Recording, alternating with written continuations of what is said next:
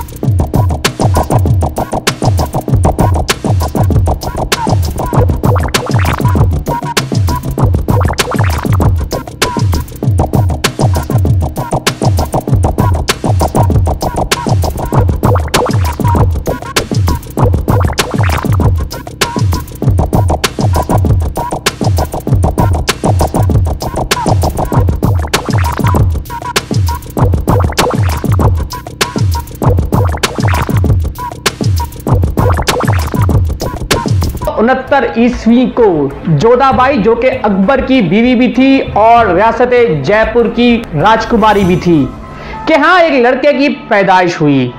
اکبر نے اسی بزرگ کے نام پر اس کا نام سلیم رکھا۔ اکبر پیار سے اسے شیخو کہا کرتا تھا۔ اکبر نے خزانے کھول دیے، غریبوں میں بانٹے، کئی قیدی رہا کیے، اور خواجہ معین الدین چشتی اجمیری رحمت اللہ علیہ کے مزار پر پیدل جا کر اپنی منت پوری کی۔ سلیم کے بعد اکبر کے ہاں دو اور بیٹے مراد اور دانیال پیدا ہوئے۔ شہنشاہ اکبر کو اپنے ان پڑھ ہونے کے نقصانات کا اندازہ تھا، اس لیے اپنے بیٹوں کی اعلیٰ تعلیم کے لیے اس نے بہت اچھا بندوبست کیا۔ انہیں عربی، فارسی، ترکی، سنسکرت، ریاضی، جغرافیائی اور موسیقی کی اعلیٰ تعلیم دی۔ شہزادہ سلیم ذہین تھا اور بہت جلد امور سلطنت میں دلچسپی لینے لگا۔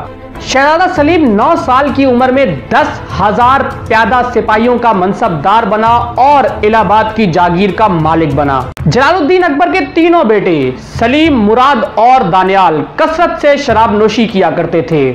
اکبر انہیں اس عادت سے نہ روک سکا۔ اسی کثرت شراب نوشی کی وجہ سے شہزادہ مراد اور شہزادہ دانیال اس دنیا فانی سے کوچ کر گئے، لیکن شہزادہ سلیم نے پھر بھی اپنی عادت نہ بدلی۔ ایک دن میں شراب کے 20 پیالے پی جاتا۔ اس کی یہ حالت ہو گئی تھی کہ آخری عمر میں شراب کا پیالہ بھی اپنے منہ تک خود نہ لے جا سکتا تھا۔ شہزادہ سلیم رنگین مزاج تھا اور عیش و عشرت کا دل دادا تھا۔ اس نے متعدد نکاح بھی کیے، کئی خفیہ اور کئی منظر عام پر بھی آئے۔ اس کی پہلی شادی 16 سال کی عمر میں راجہ بھگوان داس کی بیٹی مان بائی عرف شاہ بیگم سے ہندو اور مسلم دونوں طریقوں سے ہوئی۔ 17 سال کی عمر میں دوسری شادی راجہ ادھے سنگھ کی بیٹی سے ہوئی۔ تیسری شادی ایرانی رئیس خواجہ حسین کی بیٹی سے ہوئی۔ چوتھی شادی راجہ گیسو داس کی بیٹی سے ہوئی۔ پانچویں شادی اپنے استاد قائم خان عرب کی بیٹی سے کی۔ چھٹی شادی تخت نشینی کے بعد مہر النساء بیگم یعنی کہ نور جہاں سے ہوئی۔ شہزادہ سلیم کو اپنے باپ اکبر سے یہ شکایت تھی کہ اسے ولی عہد کے شایان و شان عزت نہیں دی گئی۔ اسے خدشہ تھا کہ بادشاہ اکبر سلیم کے بجائے اپنے پوتے یعنی کہ سلیم کے بیٹے خسرو کو اپنا ولی عہد نامزد کرنے جا رہا ہے۔ اس کے باغیانہ رویوں سے تنگ آ کر شہنشاہ اکبر نے اسے گرفتار کرنے کے لیے اپنے وزیر ابو الفضل کو بھیجا، مگر سلیم نے اسے قتل کر دیا، اور پھر نتیجتاً اکبر نے اپنے پوتے خسرو کو ولی عہد نامزد کر دیا۔ لیکن پھر شہزادہ سلیم نے اپنی سوتیلی ماں سلیمہ بانو بیگم اور اپنی دادی کے ہمراہ دربار اکبری میں پہنچ کر شہنشاہ اکبر سے معافی مانگ لی، مگر پھر بھی تعلقات اچھے نہ ہو سکے۔ شہزادہ خسرو اپنے دادا اکبر کے مذہب کا حامی تھا اور یہی وجہ اس کے بادشاہ بننے میں رکاوٹ بنی۔ حضرت مجدد الف ثانی کے مرید عمرہ کے جن میں شیخ فرید، عبد الرحمن خانان خانہ، سید صدر جمال اور نہایت خان سر فہرست تھے۔ ان سب نے سلیم سے یہ عہد لیا کہ بادشاہ بننے کے بعد اسلامی قوانین سلطنت میں نافذ کرو گے۔ اس کے ساتھ ساتھ اپنے سیاسی مخالفین کو بھی معاف کر دو گے۔ اس کے بعد شیخ فرید نے اکبر سے سلیم کی صلح کروائی اور اس کی دستار بندی کروا کر خاندانی تلوار اس کے سپرد کروائی اور اسے جانشین مقرر کروایا۔ اکبر کی وفات کے بعد نور الدین جہانگیر تخت نشین ہوا تو اس نے کئی روز تک جشن منایا، کئی قیدیوں کو رہا کیا، اپنے نام کا سکہ بھی جاری کیا اور مخالفین سے نرمی سے پیش آیا۔ ابو الفضل کے بیٹے کو اعلیٰ منصب دیا۔ جشن نوروز بھی 18 دن تک خوب دھوم دھام سے منایا گیا۔ بادشاہ نے خوب رنگ رلیاں منائی، لیکن سلطنت میں جو فوری اصلاحات نافذ کی وہ کچھ یوں تھیں۔ چنگی اور دیگر علاقائی محاصل منسوخ کر دیے، سڑکیں، مساجد اور کنویں تعمیر کروانے کا حکم دیا، شراب اور تمام نشے آور چیزوں کی فروخت پر پابندی لگا دی، لیکن یہ پابندی صرف عوام کے لیے تھی۔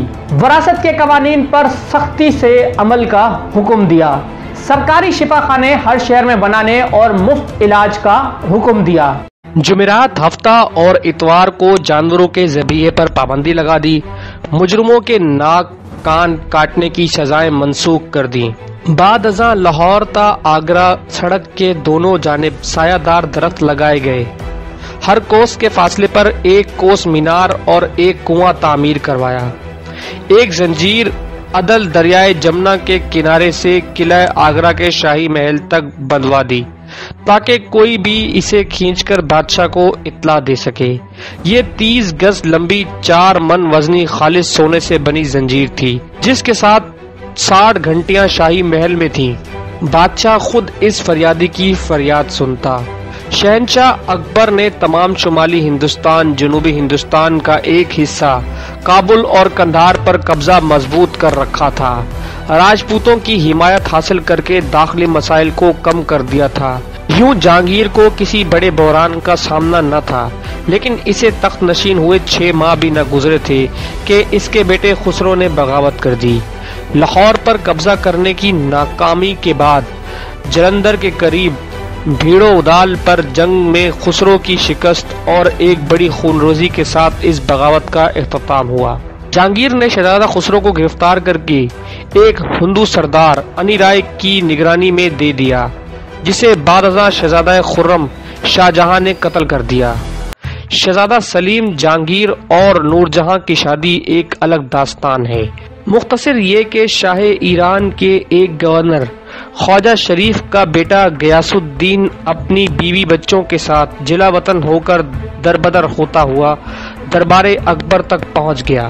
اس کی بیوی شاہی محلات میں داخل ہو گئی اور بیٹی مہر النساء جو جاذب نظر، حسین، تعلیم یافتہ، فنکارانہ ذوق کے ساتھ ذہانت، جرأت اور تنظیمی صلاحیت سے مالا مال تھی، وہ بھی محلات میں مقبول ہو گئی۔ یہاں شہزادہ سلیم سے اس کا تعارف ہوا جب اس نے پھول توڑنے کے لیے اپنے 2 کبوتر مہر النساء کو پکڑائے۔ ایک کبوتر اڑ جانے پر سلیم نے پوچھا یہ کیسے اڑ گیا، تو مہر النساء نے معصومیت سے دوسرا بھی ہاتھوں سے چھوڑ دیا اور کہا کہ یوں اڑ گیا۔ اس بے ساختہ پن پر شہزادہ سلیم فدا ہو گیا۔ مرزا غیاث نے شہنشاہ اکبر کے دباؤ پر اپنی بیٹی کی شادی ایرانی مہاجر علی کلی خان سے کر دی، جو مغل فوج میں کماندار تھا، جسے اکبر نے بردوان کا صوبیدار بنا کر بنگال بھیج دیا، اور یوں مہر النساء اور شہزادہ سلیم جدا ہو گئے۔ لیکن یہ محبت چنگاری بنی رہی اور بادشاہ بنتے ہی اس نے علی کلی کو راستے سے ہٹانے کے لیے سازش سے اس کا مقابلہ شیر سے کروایا، لیکن وہ شیر کو مار کر شیر افغان کا خطاب بھی لے گیا۔ اب شہنشاہ جہانگیر نے اپنے خاص آدمی قطب الدین کو بنگال کا گورنر بنا کر بھیجا اور علی کلی پر غداری کا الزام لگا کر اسے قتل کرا دیا۔ اس کے خاندان کو نظر بند کر کے آگرہ بھیج دیا۔ شہنشاہ جہانگیر نے شادی کا پیغام بھجوایا، لیکن مہر النساء نے انکار کر دیا۔ آخر 4 سال کی محنت اور چالوں کے بعد وہ اپنی ماں کے ذریعے مہر النساء کو منانے میں کامیاب ہوا۔ مئی 1611 عیسوی میں ان کی شادی ہو گئی۔ شہنشاہ جہانگیر نے اسے پہلے نور محل اور پھر نور جہاں کا خطاب دیا۔ نور جہاں نے بادشاہ کی دیوانگی کا بھرپور فائدہ اٹھایا۔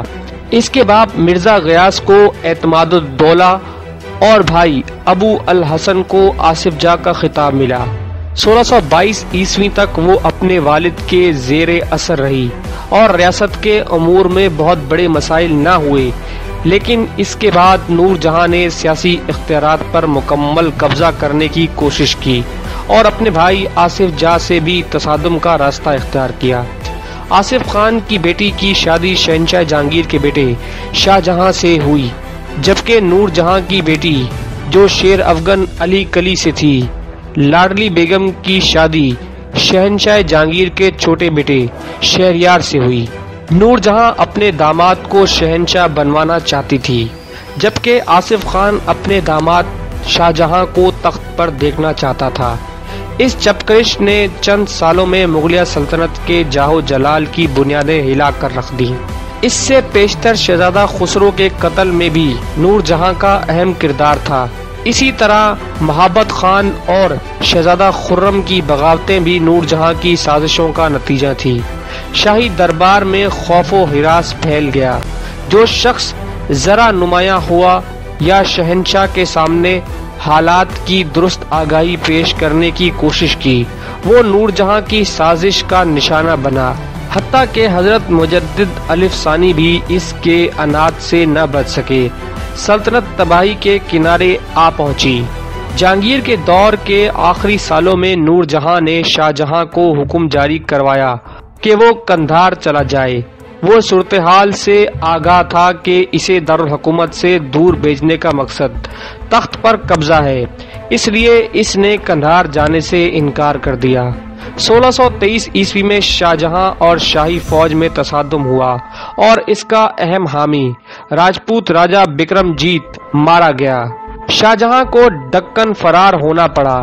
نہایت مشکل وقت گزار کر بالآخر بنگال اور بہار پر قبضہ کرنے میں کامیاب ہو گیا۔ اودھپور اور الہ آباد پر حملہ کیا اور شکست کھائی۔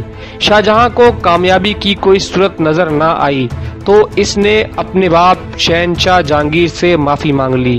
اس کی خوش قسمتی تھی کہ محبت خان کی قوت بڑھتی جا رہی تھی، جسے روکنے کے لیے نور جہاں نے بھی اس کی حمایت کی اور اسے معاف کر دیا گیا۔ محبت خان شہزادہ پرویز کا حامی تھا۔ نور جہاں نے اسے راستے سے ہٹانے کے لیے حکم جاری کروایا کہ وہ برہان پور میں شہزادہ پرویز کو چھوڑ کر دارالحکومت آ جائے۔ یہاں آ کر محبت خان پر بنگال سے حاصل کردہ مال غنیمت میں بددیانتی اور غبن کے الزامات لگا دیے گئے۔ اس کے داماد کے ساتھ بھی نور جہاں نے توہین آمیز سلوک کیا۔ محبت خان نے دل برداشتہ ہو کر 5000 راجپوت سواروں کے ساتھ شہنشاہ جہانگیر پر حملہ کر دیا، جو اس وقت کابل جا رہا تھا۔ شاہی خیمے کو گھیر کر جہانگیر کو قید کر لیا گیا۔ نور جہاں نے وہاں فوج کے ساتھ آ کر جنگ کی کوشش کی، لیکن دریائے جہلم کے کنارے فوج پھنس گئی کیونکہ راجپوت سپاہی ان پر تیر برسا کر دریا پار کرنے سے روک دیتے تھے۔ شاہی فوج بھاگ کھڑی ہوئی۔ وہ ٹھٹھا کی طرف بڑھے تو شاہ جہاں نے ان کا خزانہ لوٹ لیا۔ محبت خان کے لیے بغیر وسائل لڑنا مشکل تھا، اس لیے وہ دکن کی طرف چلا گیا۔ یوں شہنشاہ جہانگیر کو اس کی قید سے رہائی ملی۔ دکن جا کر محبت خان نے شہنشاہ جہانگیر سے صلح کا معاہدہ کر لیا۔ نور جہاں شہنشاہ جہانگیر کی وفات کے 18 برس بعد تک شاہی قلعہ لاہور میں قیام پذیر رہی۔ شاہ جہاں نے سالانہ 2 لاکھ روپیہ وظیفہ مقرر کیا۔ اس کے معمولات میں روزانہ شوہر کی قبر پر فاتحہ خوانی کے لیے جانا اور غریب یتیم لڑکیوں کی تعلیم اور شادی کا اہتمام کرنا شامل تھا۔ نور جہاں نے اپنی زندگی میں اپنے اخراجات سے لاہور میں اپنے بھائی کے مقبرے کے قریب مقبرہ تعمیر کروایا اور وہیں دفن ہوئی۔ شہنشاہ نور الدین جہانگیر اپنے باپ اکبر کے دین الہی پر تو نہ تھا، لیکن وہ کیا مذہب رکھتا تھا اس پر کثیر آراء ہے۔ اس نے حضرت مجدد الف ثانی کی مخالفت پر ان کو قید بھی کیا۔ حضرت میاں میر جو لاہور کے صوفی بزرگ تھے، ان کی عقیدت اور ان کے علم و فضل کی وجہ سے شہنشاہ جہانگیر ان سے ملاقات کرنے کا بہت خواہش مند تھا، اور عمر کے آخری وقت خود لاہور نہ جا سکنے کی وجہ سے میاں میر کو اپنی حکومت کے 14ویں سال آگرہ تشریف لانے کی دعوت دی۔ دور اندیش بزرگ نے دعوت قبول کی اور بادشاہ کو چند نصیحتیں کی۔ بادشاہ نے تعظیم کی اور تحائف میں ہرن کی کھال کی جائے نماز پیش کی۔ مارچ 1628 عیسوی میں گرتی ہوئی صحت کے پیش نظر طبیبوں نے صحت افزا مقام کشمیر جانے کا مشورہ دیا۔ وہاں بادشاہ کی دمے کی بیماری شدید ہو گئی، کمزوری اس قدر ہو گئی کہ اٹھا کر پالکی میں بٹھایا جاتا، انگوروں کی شراب کے چند قطروں کے سوا کچھ کھا پی نہ سکتا تھا۔ اس مایوس کن صورتحال میں وہ واپس آگرہ کے لیے روانہ ہوا۔ راجوڑی کے مقام پر صحت سخت خراب ہو گئی۔ کئی روز زندگی اور موت کی کشمکش کے بعد 28 اکتوبر 1628 عیسوی کو شہنشاہ جہانگیر کی وفات ہو گئی اور ان کی خواہش کے مطابق دریائے راوی کے کنارے نور جہاں کے باغ میں ان کو دفن کیا گیا۔